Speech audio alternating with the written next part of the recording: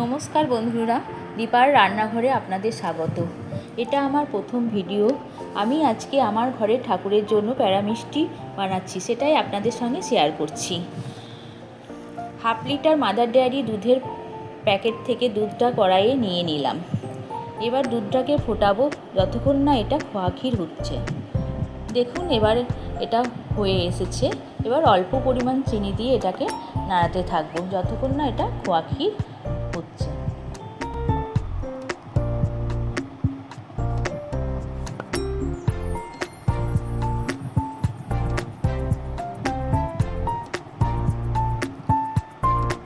এবার এটা খোয়া ক্ষীর হয়ে গেছে, থালায় ঢেলে নেব।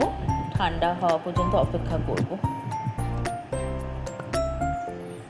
ঠান্ডা হয়ে গেছে, এবার আমি এটাকে হাত দিয়ে মেখে নিয়ে প্যারাস মিষ্টি শেপ দেব।